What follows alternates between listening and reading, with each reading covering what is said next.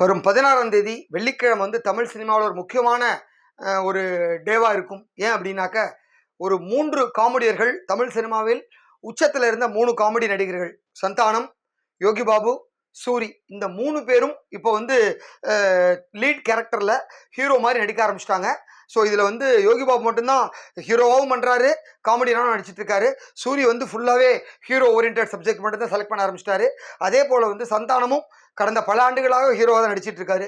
So இந்த 3 பேருமே இன்னைக்கு வந்து காமெடியில் உச்சத்தில் இருந்து இன்னைக்கு ஹீரோவாகவும் ஷைன் ஆகிட்டு இருக்காங்க.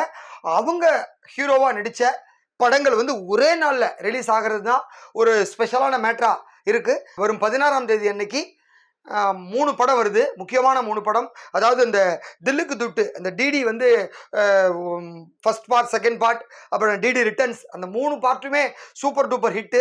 ஸோ 4வதா டிடி ரிட்டர்ன்ஸ் நெக்ஸ்ட் லெவல், அது வந்து வர 16ஆம் தேதி ரிலீஸ் ஆகுது. இந்த படத்தை வந்து டிடி ரிட்டர்ன்ஸை டைரக்ட் பண்ண பிரேமானந்தன் டைரக்ட் பண்ணியிருக்காரு. சந்தானத்தினுடைய நெருங்கிய நண்பரும் ஹீரோவுமான ஆர்யா தான் அந்த படத்தை ப்ரொடியூஸ் பண்ணியிருக்காரு. ஸோ சந்தானம் வழக்கமான அவரோட அத்தனை டீமும் இதில் இருக்காங்க. ஒரு மிகப்பெரிய காமெடி சென்டரோட இந்த படம் ரிலீஸ் ஆக போகுது. மிகுந்த எக்ஸ்பெக்டேஷனோட அந்த படத்தை ரிலீஸ் பண்ணுறாங்க டீமு.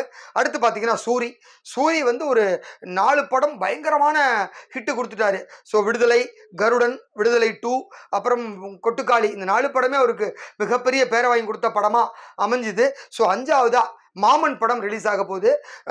இந்த படத்தை வந்து பிரசாந்த் பாண்டியராஜன் அவர் தான் டைரக்ட் பண்ணியிருக்காரு. இந்த படத்தினுடைய கதை வந்து சூரியனோட சொந்த கதை, அதனால தான் கதை வந்து சூரியனே இருக்கும் டைட்டிலில். ஸோ திரைக்கதை டைரக்ஷன் தான் வந்து பிரசாந்த் பாண்டியராஜன். இதுவும் வந்து ஒரு பாசத்தையும் ஒரு ஃபேமிலி பாண்டிங்கும் ஒரு முக்கியமாக சொல்கிற படமாக இருக்குது. டீசரை பார்த்தோன்னு அவ்வளோ ஒரு சூப்பராக இருந்தது. நிச்சயமாக இந்த ட்ரெய்லர் வந்து வேறு ஒரு இதுக்கு எக்ஸ்பெக்டேஷனை க்ரியேட் பண்ணியிருக்கு. அதனால் இந்த படம் மிகுந்த எதிர்பார்ப்போட 16ஆம் தேதி ரிலீஸ் ஆகுது. ஸோ இந்த 2 படத்தோட போட்டியாக 3வதா யோகி பாபு நடித்த ஜோரா கையை தட்டுங்க, அந்த படமும் ரிலீஸ் ஆக போகுது. இந்த படத்தை வந்து மலையாள டைரக்டர் வந்து வினிஷ் அப்படிங்கிற ஒருத்தர் டைரக்ட் பண்ணியிருக்காரு. இவர் வந்து ஏற்கனவே மலையாளத்தில் ஒரு படத்தை டைரக்ட் பண்ணியிருந்தார். அந்த படத்தில் ஒரு சைடு ஆர்டிஸ்டாக நடிக்க போனவர் தான் நம்ம யோகி பாபு, ஒரு ஜூனியர் ஆர்டிஸ்டா. ஸோ நேற்று அந்த விழா மேடையிலேயே அந்த இயக்குனர் சொன்னார், இன்றைக்கி வந்து யோகி பாபு எவ்வளோ உச்சத்தில் இருக்குன்னு எல்லாருக்கும் சொல்லலாம், இப்போ அதை நான் சொல்லலாம் அப்படின்னு சொன்னார் அந்த தகவலை. ஸோ அந்த மாதிரி ஒரு ஜூனியர் ஆர்டிஸ்ட் ஒரு நிறைய பேர் 400 பேர் வந்திருக்காங்க. அதில் பார்க்குறப்பே வித்தியாசமாக இருந்திருக்காரு யோகி பாபு. ஒரு சில இடத்துல சைடு கேரக்டர் நடிச்சிருக்கேன் அப்படின்னு சொன்னோன்னே, ஒரு நாளைக்கு 1000 ரூபாய் கொடுப்பேன், 15 நாள் எனக்கு வேணும் அப்படின்னு சொல்லி புக் பண்ணியிருக்காரு. ஸோ 25 நாள் நடிச்சு கொடுத்துருக்காரு யோகி பாபு அந்த படத்தில். 25,000 ரூபா பணம் வாங்கி வந்திருக்காரு. இது வந்து 2014-15 வாக்கில். ஸோ அந்த 10 வருஷத்தில் வந்து அவரோட டிரான்ஸ்மிஷன் அப்படிங்கிறது நம்ம பார்க்க முடிஞ்சுது. இன்றைக்கி 300 படம் நடித்து நம்பர் 1 காமெடியன் அண்டு ஒரு கேரக்டர் ஆர்டிஸ்டாக இன்றைக்கி இருக்கார். ஸோ அவர் லீடாக நடிச்சிருக்க அந்த படம், அதில் கூடவே வந்து ஹரிஷ் போரடி, வசந்தி, நிறைய பேர் நடிச்சிருக்காங்க. இந்த படமும் ஒரு முக்கியமான படமாக இந்த போட்டியில் களமிறங்குது.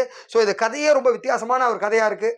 அதோட போஸ்டர் லுக்கு, டைட்டில் டீசர் எல்லாமே பார்க்குறப்பவே ஏதோ ஒரு கருத்தை சொல்ல வர மாதிரி இருக்குது. ஸோ முழுக்க காமெடியை விட்டு வேற ஒரு ஜானரில் யோகி பாபுவை நம்ம இந்த படத்தில் பார்க்கலாம் அப்படின்னு சொல்லியிருக்காரு டைரக்டர்.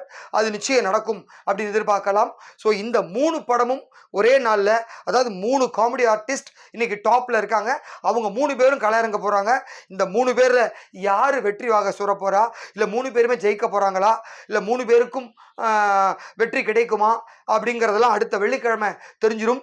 அதற்கு முன்பாக நான் நேற்று ஒரு வீடியோ பேசியிருந்தேன், யோகி பாபு பற்றி ஒரு தவறான ஒரு ப்ராபகண்டா பரப்பப்படுகிறது அப்படின்னு சொல்லி.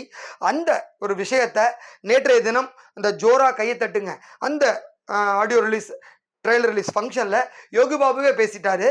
ஆக்சுவலாக வந்து என்னை பற்றி ஒரு தப்பான ஒரு விஷயத்தை பரப்பிட்டு இருக்காங்க. நான் நிச்சயமாக சின்ன படங்களுக்கு பயங்கரமாக சப்போர்ட் பண்ணுவேன். நான் ஒரு நாள் நடித்து கொடுக்குற படத்துக்கெல்லாம் என்ன ப்ரமோஷன் வந்து உட்காரு அப்படின்னு சொன்னால் அது நிச்சயமாக நியாயம் கிடையாது. இப்போ இந்த படத்தில் நான் தான் லீடு. ஸோ இது ஏன் படம், நான் தான் வந்து நிற்கணும், அதனால நீங்கள் நின்றுருக்கேன். அது மாதிரி ஒரு வாரம் இல்லை 10 நாள் இல்லை ஒரு படத்தில் ஒரு பாதி போர்ஷன் அது மாதிரி இருந்தால் பரவாயில்ல. ஒரே ஒரு நாள் கால் ஷீட் வாங்கி எங்கிட்ட நடிச்சிட்டு 2 மணி நேரம் நடிச்சு கொடுத்த படத்துக்கெல்லாம் என்னை வான்னு கூப்பிடுறாங்க.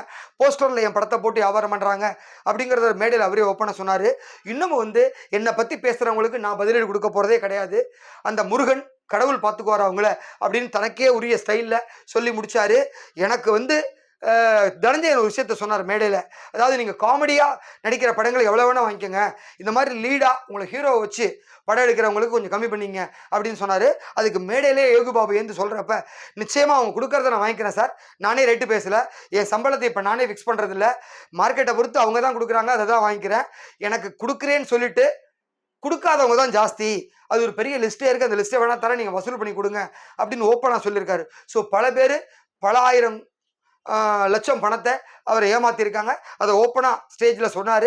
ஸோ நம்ம நேற்று என்ன விஷயத்தை பற்றி பேசணுமோ அதை வந்து மெய்ப்பிக்கிற வகையில் யோகி பாபு ஸ்டேஜில் அழகாக அதுக்கு கவுண்டர் பதில் கொடுத்துட்டு போயிட்டாரு. நிச்சயமாக யோகி பாபு தப்பு பண்ணுற ஆள் கிடையாது.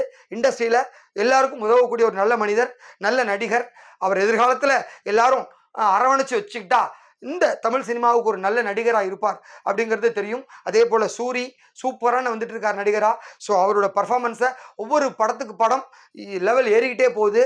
அப்புறம் சந்தானம் ரொம்ப நாளாக வந்து ஆக்ஷன் ஹீரோ வாங்கி பார்த்தாரு, காமெடி ஹீரோ வாங்கி பார்க்குறாரு, சென்டிமெண்ட் ஹீரோ வாங்கி பார்க்குறாரு.